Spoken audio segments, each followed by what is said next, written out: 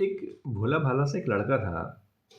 अब वो बचपन में, जैसे आप भी जानते हैं कि बच्चों का मन नहीं करता है काम करने का, तो उसका भी कोई मन नहीं करता था कि कुछ काम धाम करूं। बस उसे ये था कि बस मुझे खाना पीना मिलता रहे, घूमना खेलना उसका होता रहे। तो उसे किसी ने बताया कि पास में एक आश्रम है, उस आश्रम में क्या है कि कुछ भी काम नहीं करना, बस आपको भजन सुनना है। सुबह ना आपको नाश्ता मिल जाएगा, शाम को आपको खाना मिल जाएगा, दोपहर को आपको खाना मिल जाएगा, आराम से वहाँ रहो। अब उस लड़के ने सोचा कि यार, तरीका तो अच्छा है, बढ़िया है आइडिया। तो मैं क्यों ना आश्रम में जाके रहूँ, खाना पीना मिलता रहेगा और मुझे ज़िंदगी में चाहिए ही क्या। तो वो आश्रम में जा कर के रहने लगा। अब गुरुजी आश्रम में कुछ समय प्रवचन देते थे, लड़का उनको सुनता था, बाकी समय अपने आराम करना, खेलना कूदना और अपना खाना पीना खा के सो जाता था। अब ऐसे ही दिन गुजरते गए। एक दिन क्या हुआ कि आश्रम में कुछ खाने के लिए नहीं बना। अब नाश्ते के समय में नाश्ता नहीं मिला। उसने सोचा नाश्ता नहीं मिला, चलो कोई बात नहीं, हो सकता है ब्रेकफास्ट नहीं होगा, चलो लंच के टाइम पे देखेंगे। अब लंच का समय हुआ, भोजन का समय हुआ, तो उसमें खाना नहीं मिला। तो वो गया भागा भागा गुरुजी के पास। उसने कहा कि गुरुजी, आज खाना क्यों नहीं मिला, आज भोजन क्यों नहीं मिल रहा है हमको। तो गुरुजी ने कहा कि बेटा, आज क्या है, एकादशी है, तो आज आश्रम में जितने भी मेंबर्स होते हैं उन सबका आज फास्ट होता है, उपवास रखते हैं, तो आज खाना नहीं बनेगा। और गुरुजी ने कहा भाई तुम भी अपना उपवास रख लो। तो लड़के ने कहा नहीं साहब, मैं तो बहुत भूख लग रही है मुझे, तो मेरे से तो उपवास नहीं रखा जाएगा। तो उसने कहा कि भाई देखो, यहाँ पर तो आज खाना नहीं बनेगा, यदि तुम्हें ऐसा लगता है कि तुम भूखे नहीं रह सकते हो तो तुम एक काम ये करो कि कुछ खाना ले, वो भंडार में से कुछ अपना खाने बनाने का सामान ले जाओ और खाना बना करके खाना खा लेना। लेकिन हाँ, ये याद रखना कि पहले भोग भगवान को लगाना है, फिर तुम प्रसाद को पाना। लड़का बोला ठीक है।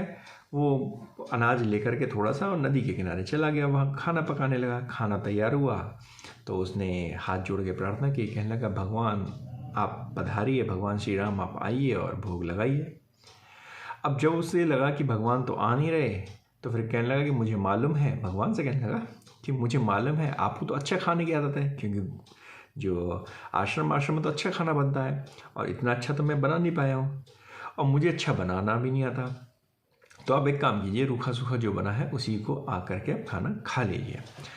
अब इसकी सरलता को देख करके भगवान बहुत प्रसन्न हो गए। तो भगवान श्री राम ने उनको दर्शन दिए।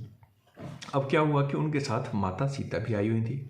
अब लड़के ने तो खाना सिर्फ 2 लोगों के लिए बनाया था कि भाई भगवान को भोग लगाना है और एक मुझे खाना है।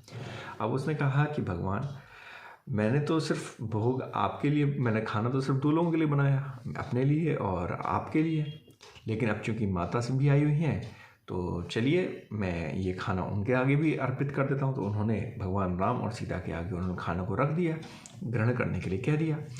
जब भगवान राम और माता सीता ने भोजन किया तो उसके बाद वो जाने लगे। तो वो लड़का, भोला भाला लड़का, उनसे कहता है कि भगवान आपने मुझे दर्शन दिए, बहुत अच्छा लगा मुझे, लेकिन मुझे खाने के लिए कुछ नहीं मिला। चलिए कोई बात नहीं, लेकिन आपसे एक रिक्वेस्ट है कि अब आप जितनी बार भी आप आएंगे ना, तो आप मुझे बता दीजिए, अगली बार जब आप आएँ तो मुझे बता देना कि मैं कितने लोगों का खाना बना के रखूँ। भगवान राम मन ही मन मुस्कुराए और अंतर्ध्यान हो गए। लड़का आश्रम में चला गया। अब इसी तरह से दिन बीतते चले गए। अब 15 दिन बाद आप जानते हैं फिर से एकादशी आती है, फिर एकादशी आ गई। इस बार उसने 3-4 लोगों का अनाज लेकर के खाना बनाने के लिए नदी किनारे पहुंच गया। उसने सोचा कि भाई भगवान राम आएंगे, सीता जी आएंगे, मेरे लिए होगा, चलो एक आध लोगों के लिए फालतू खाना बना लेते हैं।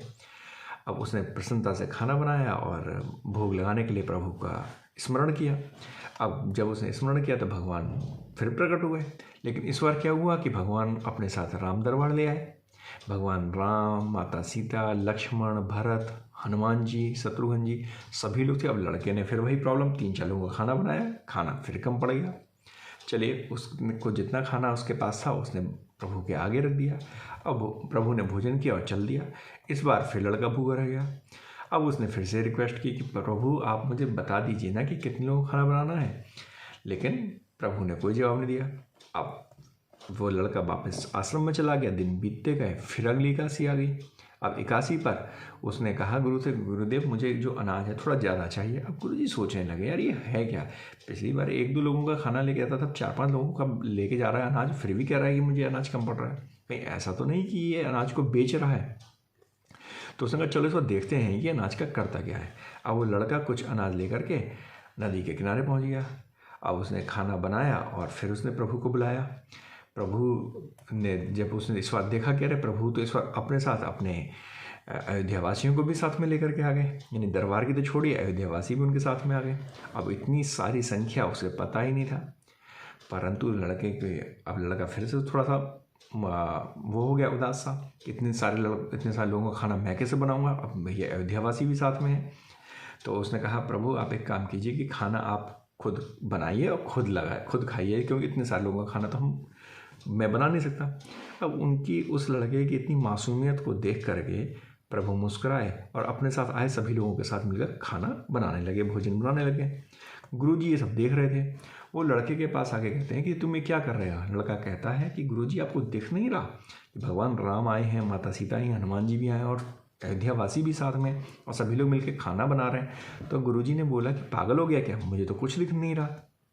तो लड़के गुस्सा हो गया और बोला प्रभु आप ये क्या कर रहे हो, एक तो मुझे भूखा रखा है और गुरुजी को दर्शन भी नहीं दे रखे, वो मुझे पागल समझ रहे हैं, तो आप गुरुजी को दिखाई दे जाइए। तो भगवान बोले मैं इनको दिखाई नहीं दे सकता। तो लड़का बोला क्यों नहीं दिख सकते, मेरे गुरु तो महान है, ज्ञानी है, ज्ञाता है। तो भगवान बोले हाँ वो ज्ञानी और ज्ञाता तो है, परंतु तुम्हारी तरह सरल नहीं है। जो सरलता तुम में है वो तुम्हारे गुरु में नहीं है। लड़के ने ये बात गुरुजी को कह दी जो भगवान श्री राम उससे कह रहे थे कि आप में सरलता नहीं है, आप में इतना सरल नहीं है, इसलिए आपको प्रभु दिखाई नहीं दे रहे हैं। गुरुजी ने जब ये बातें सुनी तो उनकी आंखें नम हो गई और रोने लगे। अब बोले बिल्कुल सही कहा, मेरे अंदर तुम्हारी तरह सरलता नहीं है। और फिर उनसे माफ़ी मांगने लगे। जब उन्होंने माफ़ी मांगी तो भगवान ने गुरु को भी अपने दर्शन दिए। दोस्तों, ये कहानी हमें सिखाती है कि जीवन में सरलता सबसे आवश्यक है। जितने आप सरल बनेंगे उतना ही जीवन में आगे बढ़ते जाएंगे।